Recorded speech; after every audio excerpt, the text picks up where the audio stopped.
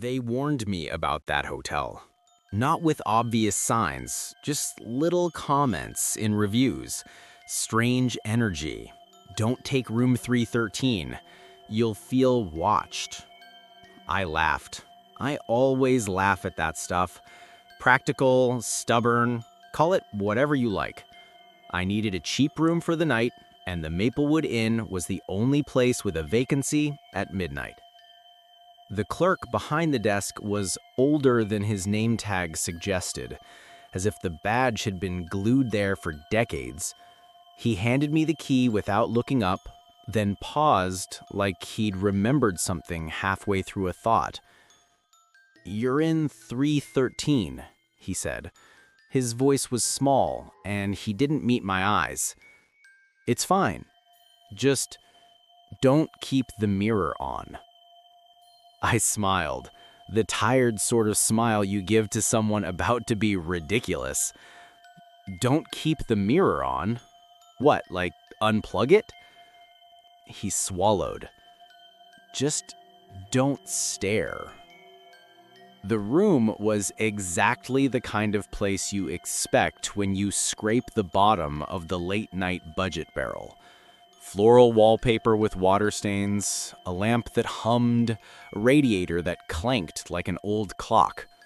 The mirror stood on the opposite wall, full length, in a black frame so ornate it looked like a joke.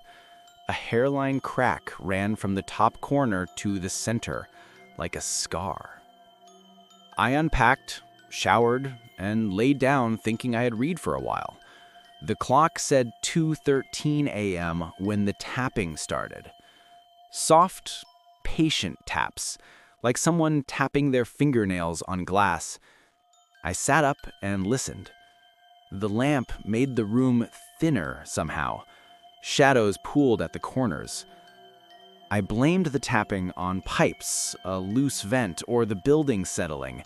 Whatever kept me from admitting I was suddenly very, very awake. When I finally glanced at the mirror, my stomach did something unfamiliar. My reflection was there, yes, but it felt wrong. Too slow, like a dubbed actor waiting for their cue. I raised my hand slowly. The mirror raised its hand half a beat later. In that small fraction, the room stretched, and I could feel the hairs along my neck stand at attention. I told myself it was exhaustion. People see things when they're too tired. I lay back down and tried to control my breathing. The taps continued. 3 even taps. Pause. 2 more.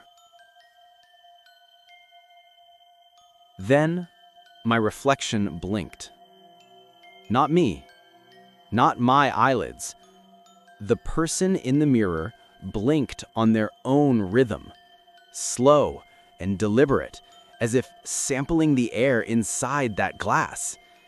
I held my breath so hard my chest hurt. The thing smiled. Not a full smile, more like the corner of the mouth pulling up, testing the idea of joy.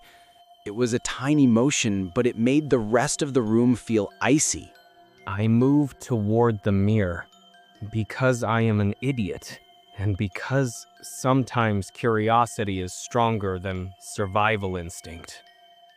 The closer I got, the more I noticed the details. The reflection's eyes were a little too dark at the edges.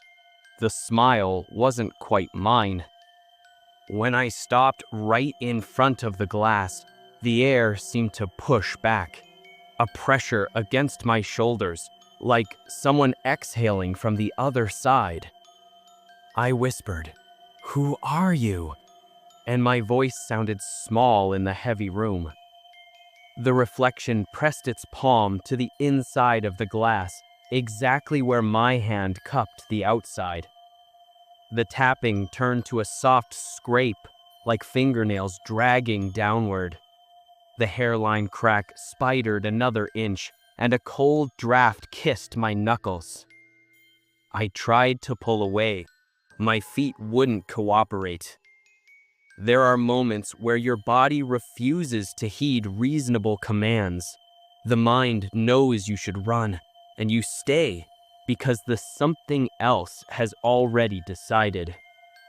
The reflection leaned closer until its face was inches from mine, breath fogging the glass on its side. My heartbeat pounded in my ears, and for a terrible instant, I thought I could see movement behind it. Shapes, like someone pacing a long, empty hallway.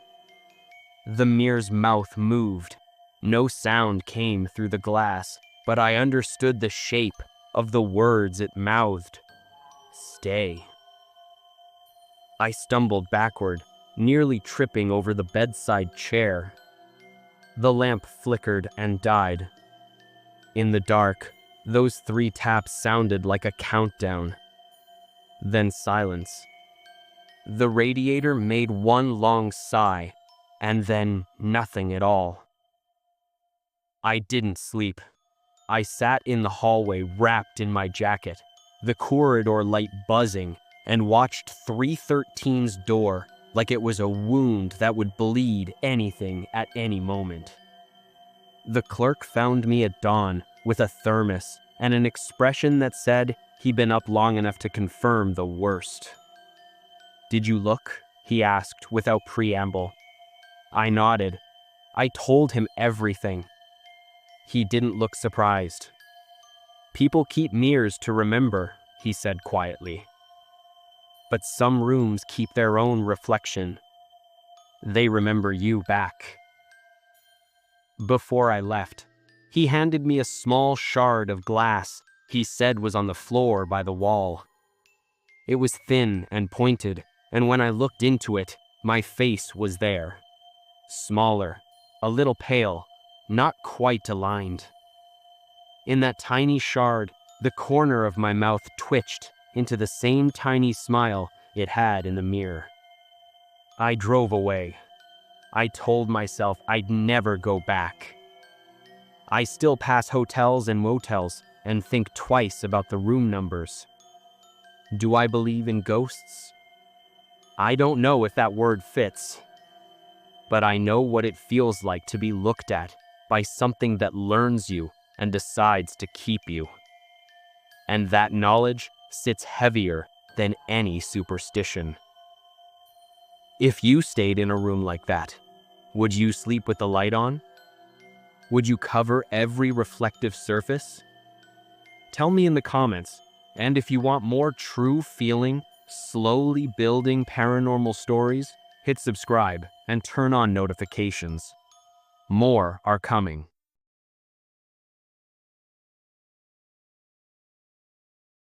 I've always been a night owl. When you live alone and work remote, your sleep schedule dissolves into something that barely qualifies as human. I leave the TV on for background noise, those soft late-night infomercials or reruns of old shows. It made the apartment feel less empty. It started 2 weeks ago, around 3 a.m. I woke up to the sound of static. The TV was still on, but instead of my show, it was tuned to Channel 99, a channel I didn't even know existed. The image was snow, and the sound was low, almost like whispering beneath the hiss. I grabbed the remote and switched channels, but the numbers wouldn't change. Every button brought me back to that same gray storm. Then through the static, a faint voice broke through. Flat, mechanical, but saying my name. I froze. It wasn't a scream or anything dramatic, just a calm monotone. "Max, don't look behind you." I spun around immediately, of course. There was nothing, just the dim shape of my kitchen, the half-open blinds, the hum of my fridge. When I turned back, the screen was black. Channel 99 was gone. I convinced myself it was a dream, sleep paralysis, stress, maybe even a glitch. But the next night, the same thing happened, around the same time. Static. Channel 99. Only this time, it didn't say my name. It whispered, "You left the door open." I hadn't. At least I didn't think I had. I went to check anyway. The lock was fine, chain in place, but when I looked through the peephole, I saw the hallway lights flickering. A shape stood down the corridor, still, featureless, but facing my door. Then the static from the living room got louder, climbing in waves until it filled the entire apartment. When I turned back toward the TV, the screen showed the hallway. My hallway, filmed from above. The same figure was on the screen, but closer to my door. I yanked the plug out of the wall. Silence. I didn't sleep that night.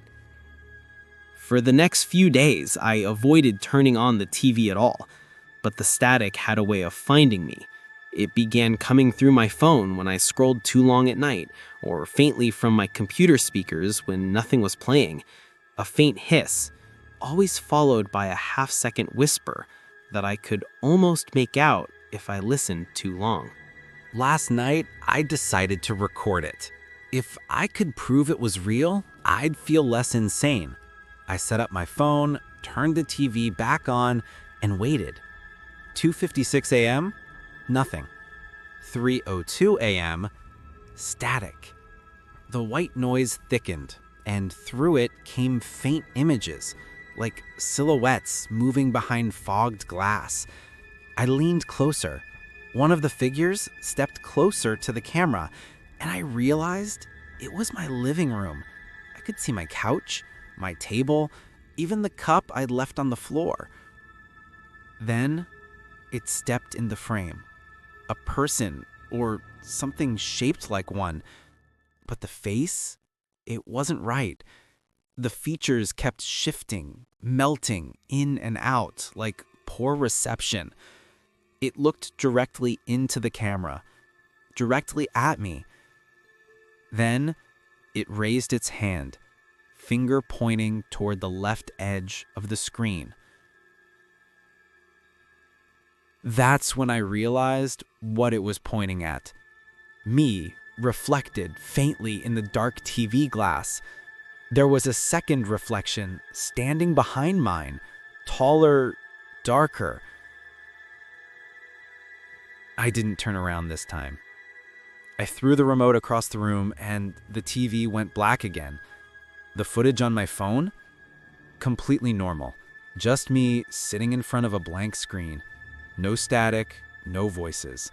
But right at the end of the clip, when I reached to turn off the recording, there was one extra frame. Just one. A face pressed against the lens, eyes too wide, mouth open, like it was trying to breathe through the glass. I deleted the video. Now, every night at exactly 3:03, my TV turns itself on to static. It doesn't call my name anymore. It just hums, low and rhythmic, like it's waiting for me to come closer again. If this ever happens to you, if your screen flickers and you hear that faint hiss, don't change the channel. Don't unplug it. Don't move. Because I think whatever's behind that signal notices movement first. Would you keep watching, or would you smash the screen? Tell me in the comments, and subscribe for more real, slow-burning paranormal stories that make you check your own reflection twice.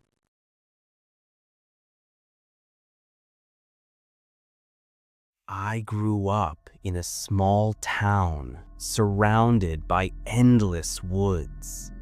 We used to call them the Whispering Pines, though no one could tell me why. My grandfather always warned me never to go past the old fence line after dark. He said the forest remembers voices. I thought it was just another story to keep kids from wandering too far, until the night my friend Ethan went missing. It was late October, the kind of night when the fog rolls in thick and the moon looks bruised, Ethan dared me to go past the fence to see if the rumors were true. He said people heard their names whispered in the dark.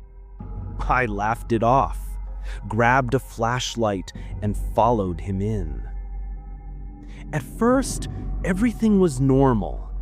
Damp leaves, snapping branches, the occasional owl. But the deeper we went, the quieter it got. Even the wind seemed to stop. Then I heard it. A whisper, faint, distant. It said my name, Liam. I turned to Ethan, but he hadn't moved. He looked pale, like he'd heard it too. "That wasn't me," he whispered. We started walking faster, trying to joke about it, but the voice followed, closer each time. "Liam, Ethan." The tone wasn't threatening. It was inviting, like someone who knew us. Then Ethan stopped. "Do you see that?" he said, pointing ahead. Through the fog, I saw lights, soft, floating orbs weaving between the trees. They weren't flashlights. They moved too smoothly, almost breathing with the forest. One drifted closer, glowing faintly blue, and I swear it took the shape of a face, human but hollow-eyed. Ethan stepped toward it, drawn like a moth to flame. I shouted for him to stop, but he didn't even turn. The light touched his chest, and he was gone. No sound, no scream, just gone. The forest swallowed him whole. I ran. Branches tore at my clothes. My flashlight died.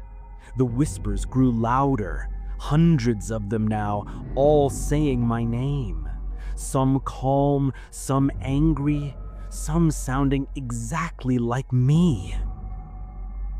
When I finally burst out of the woods, the night was silent again. My hands were bleeding and my throat hurt from screaming. I ran all the way home. The next morning, search teams went into the forest.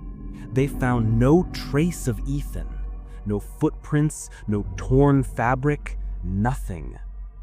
But when they played back the recordings from their radios that night, they heard something. A voice, quiet and distorted, whispering over the static. "Liam, why did you leave me?"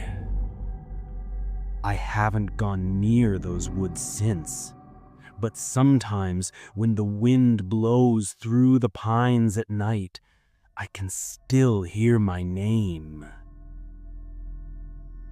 If you ever hear your name whispered in the dark, don't answer.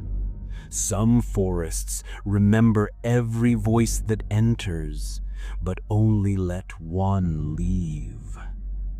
Follow for more real paranormal stories if you dare.